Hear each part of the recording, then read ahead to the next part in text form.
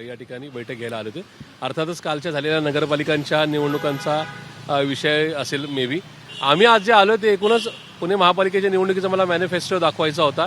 त्याचबरोबर प्रचाराच्या संदर्भात मला काही काही मार्गदर्शन हवं आहे. जे काही एव्ही फॉर्म दिले जातात उमेदवारांना त्या संदर्भातली विनंती घेऊन मी आलो होतो. पण माझ्यासमोर अशा प्रकारे कुठल्या आघाडीचा चर्चा झाली नाही. जी चर्चा झाली ती साधक बाधक फक्त कुठल्या विषयावर आधारित आपण या महापालिकेच्या निवडणुकीला सामोरं जाणार आहोत एवढाच विषय आहे. परंतु प्रशांत जगताप यांनी थेट दोन्ही राष्ट्रवादी एकत्र येण्याच्या संदर्भात तुम्ही स्वतः अनेक वेळा भाष्य केलंय की मी माझं राजकारण थांबवेन म्हणून. खरं तर आता गरज पुण्यामध्ये सातत्यानं अजित पवारांच्या राष्ट्रवादीकडनं साथ घातली जाते शरद पवारांच्या राष्ट्रवादीला. त्या सगळ्या संदर्भात काय म्हणणं आहे तुम्हाला मान्य आहे काय? त्यांचं स्पष्ट मत आहे की घड्याळावरतीच निवडणुका एकत्रित. माझा पक्ष हा आदरणीय पवार साहेबांचा पक्ष आहे. माझा पक्ष हा आदरणीय सुप्रियाताईंचा आणि आमच्या सगळ्या लीडरचा पक्ष आहे. आमचा पक्ष जिथे कुठे लढेल आणि आमचे उमेदवार जे लढतील ते तुतारी वाजवणाऱ्या मनुष्याचं चिन्ह घेऊनच लढतील. त्याच्यामुळं कोण कुठे काय बोलतंय त्याच्यावर मला काही कमेंट्स पास करायच्या नाहीत. पण एक नक्की आहे की मी मागे सुद्धा सांगितलं की सन्मान्य अजितदादांच्या बद्दल माझ्या मनात कुठलाही रोष आकस किंवा शत्रुत्व नाही. फक्त माझं एक युनिट आहे जे युनिट खूप छान बांधलेलं आहे. तिथं ताकदीचे उमेदवार आहेत. पुण्यात महायुती विरोधात महाविकास आघाडी किंवा राष्ट्रवादी काँग्रेस पार्टी शरदचंद्रजी पवार पक्ष हा एक चांगला पर्याय म्हणून त्या ठिकाणी पाहिला जातो आणि तो पर्याय पुणेकरांना हवा असा आहे आणि म्हणूनच त्याच पर्यायाने जावं असं माझं मत होतं किंवा मत आहे. पण या संदर्भामध्ये अंतिम निर्णय घेण्याचे अधिकार हे सन्मान्य पवार साहेबांचे. सतेज पाटील यांच्याशी देखील चर्चा केली आहे. अजितदादा पवार यांनी फोन करून सतेज पाटील यांच्याशी चर्चा केली आहे. काँग्रेस सोबत जाण्याची तयारी देखील आता अजित पवारांनी दाखवली असं आहे की सन्मान्य अजितदादा हे राज्याचे उपमुख्यमंत्री आहेत. ते या राज्यातल्या कुठल्याही पक्षाच्या कुठल्याही नेत्याबरोबर सहजपणे चर्चा करू शकतात. त्याच्यामुळं सन्मान्य सतेज पाटील साहेबांशी त्यांचं काही बोलणं झालं असेल ते मला माहिती नाही कारण की त्या दोघांच्या मधलं बोलणं आहे. पण महाविकास आघाडी एक पार्ट वेगळा आणि एकमेकांमध्ये जो संवाद होतो आणि तो मुक्त संवाद महाराष्ट्रामध्ये बाकीच्या राज्यांसारखी चुकीची राजकीय संस्कृती नाही. त्यामुळे इथं कोणी पण सहजपणे एकमेकाशी बोलू शकतात. तसं बोलणं झालं असेल तर पुढे त्या कृतीतून ते दिसेल. पण आज तरी आमच्या काल रात्री 2 वाजेपर्यंत महाविकास आघाडी म्हणूनच जागा वाटपाच्या फेऱ्या झालेल्या आहेत. आता अंतिम आदेश हा खुद्द मान्य पवारसाहेब घेतील. शेवटी पवारसाहेबांच्यावर आमची श्रद्धा आहे. पवारसाहेब हेच या संदर्भात महाविकास आघाडीला योग्य ती दिशा दाखवू पण अप्रत्यक्षरित्या महाविकास आघाडीमध्येच येण्याचं अजित पवार म्हणतात ना. असं की सन्मान्य अजितदादा महाराष्ट्राच्या कॅनव्हासवर महाविकास आघाडी झाली तर आनंद आहे. पण या ठिकाणी तसा प्रस्ताव आणणारा किंवा तसा प्रस्तावावर चर्चा करणारा त्या कॅटेगरीमध्ये मी नाही. त्याच्यामुळे हा माझ्या समोर विषयच नाही. पण एक नक्की आहे की आज पहाटेपर्यंत तरी आमचे चर्चा वाटप म्हणजे फेरीचे हे शेवटचे राऊंड संपत आलेले आहेत. इथून पुढे जे काय प्रस्ताव येईल तो सिनियर लेव्हलवर. तसा जर प्रस्ताव आला आणि 2 राष्ट्रवादीची युती झाली तर तुम्हाला ती मान्य असणार तर शरद पवारांनी निर्णय घेतला तर? माझे नेते आदरणीय पवार साहेब आदरणीय सुप्रियाताई आहेत. त्याच्यामुळे ते काय आदेश देतात हा नका एकूणच येणाऱ्या काळातला नका म्हणजे औत्सुक्याचा किंवा उत्सुकतेचा विषय आहे. पण तुम्हाला मान्य असेल? मी साहेबांच्यावर श्रद्धा ठेवून इथं आलेलो आहे. त्यामुळे कुठेतरी मला काहीतरी मिळेल आणि नाही मिळालं तर मी नाही का त्या ठिकाणी रुसून जाईल अशा प्रकारचा माझा बिलकुल विषय नाही. आजही या संदर्भामध्ये योग्य तो तक्ता मी त्यांच्यासमोर ठेवलेला आहे आणि मला खात्री आहे की या संदर्भामध्ये मी मॅनिफेस्टो दिलाय.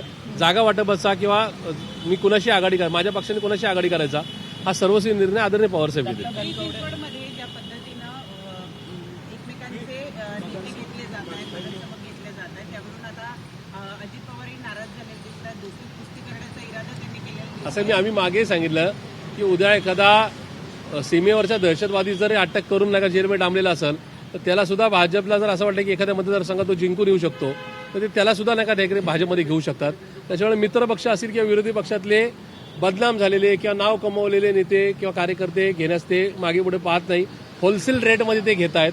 आता या ठिकाणी जे चिंतन करायचे ते आमच्या पक्षांनी पण करायचंय आणि सर्वसामान्य मतदारांनी सुद्धा करायचं. एवढं गोष्ट जे अजित पवारांकडे आहेत ते म्हणतात की तुतारीचे जे उमेदवार असतील ते घड्याळाच्या चिन्हावरती लढतील म्हणून ते त्यांचा मला एक खात्री आहे ज्या आकड्यावर ज्या जागेवर आम्ही लढू ते तुतारी वाजवणारा मनुष्य या चिन्हावरच लढू. भले त्या जागा कमी असतील का जास्त असतील. त्याच्यामुळे इतर कोण काय बोलतो त्याला मी काय फार काय महत्व देत. पुण्यात महाविकास आघाडीचं तुम्ही म्हणताय की आम्ही एकत्र पद्धतीने लढवणार आहे. अजित पवार यांच्या देखील एंट्रीची चर्चा आहे. तुमचे जे मित्र पक्ष आहेत काँग्रेस असेल किंवा शिवसेना असेल त्यांना हे मान्य असेल का? असं आहे की ती जी चर्चा आहे ती राज्य स्तरावरची चर्चा ती माझ्या स्तरावरची नाहीये. पण काल अखेर तरी म्हणजे आज पहाटे तरी मी त्याचबरोबर काँग्रेस पक्ष म्हणजे मी अर्थात माझी टीम आमच्या राष्ट्रवादी काँग्रेस पार्टी शरदचंद्र पवार पक्षाची सगळी सिनियर टीम, काँग्रेस पक्षाची सिनियर टीम आणि उद्धव साहेबांच्या शिवसेनेची सिनियर टीम बसलेली होती. त्याच्यामुळे आमच्यामध्ये तरी कुठला बेबनाव नव्हता किंवा अशा प्रकारची चर्चा नव्हती. जी चर्चा असेल ती अधिकृतपणाने राज्याच्या स्तरावर येईल आणि तिथून पुढे निर्णय होईल. काल जे निकाल आले समोर त्या निकालामध्ये कुठेतरी आता अजितदादांची ताकद जी ती सगळ्यांना दिसलेली आहे. अशा वेळी जर मग आगामी निवडणुकीमध्ये दादांची साथ तुम्हाला मिळत असेल तर मग कसं चित्र असेल? असे काँग्रेसची ताकद नाकारून चालणार नाही. दादा राज्यामध्ये उपमुख्यमंत्री पुण्याचा विचार केला तर पुण्याचं नाही नुसतं मी राज्य म्हणून पाहतो. तर त्या ठिकाणी राज्य म्हणून जर विचार केला तर त्या ठिकाणी कुठेतरी काँग्रेस जो आज कुठल्याच पक्ष कुठेही सत्तेमध्ये नाही तो पक्ष सन्मान्य अजितदादांचा सत्तेतल्या पक्षापेक्षा जास्त जागा मिळवतो. कुठल्या प्रकारची साधन सामुग्री न घेता मिळवतो ही सुद्धा उल्लेखनीय बाब आहे. त्याच्यामुळे अमुक एखादा पक्ष याच्या अशा प्रकारे चर्चा करता येणार नाही. अर्थात या सगळ्या निवडणुकींच्या राजकारणामध्ये वेगवेगळे पर्याय असतात पण त्याच्यामध्ये आज तरी आम्ही पाहतोय त्याच्यामुळे काँग्रेसला सुद्धा दुर्लक्षित करून चालणार नाही. दादांच्या यशाकडे तुम्ही जाणीवपूर्वक नाही नाही का त्यांच्या जागा जिंकल्या असतील त्यांचं मनापासून अभिनंदन. दादांचे जास्त नगराध्यक्ष निवडून आले असेल तर दादांचं सुद्धा अभिनंदन. मी त्यांना अभिनंदन करताना किंवा शुभेच्छा देताना कुठं कंजूसी ठेवणार नाही. पण या संदर्भामध्ये माझी पार्टी माझा अलायन्स हे कसं पुढे जावं या संदर्भातला महाविकास आघाडीमध्ये मग अजितदादा येत असतील तर तुम्ही स्वागत करणार का? आणि प्रशांत जगताप हे त्याला ऍक्सेप्ट हे बघा महाविकास आघाडीचे जनक हे आमचे नेते आणि माझं श्रद्धास्थान आदरणीय पवार साहेब आहेत. तर ह्या महाविकास आघाडीमध्ये आणखीन कोणाला ॲड ऑन करायचं याचा निर्णय पवारसाहेबच घेतील. तर माझ्यासारख्या कार्यकर्त्यांनी याच्यावर फार भाष्य करू नये. फक्त माझ्या शहरामध्ये ज्यांनी जे कार्यकर्ते लढलेत जे लढून जिंकू शकतात आणि महाविकास आघाडीच्या माध्यमातून पुणेकरांना कसा चांगला पर्याय देऊ शकतात किंवा पुणेकरच या संदर्भात काय चॉईस करू शकतात एवढंच मत मांडण्याचा मला अधिकार आहे. त्याच्यामुळे या संदर्भातला फायनल निर्णय हा मान्य खुद्द पवारसाहेब घेतील. आम्हाला अपेक्षा फॉर्म भरण्याची डेट आहे.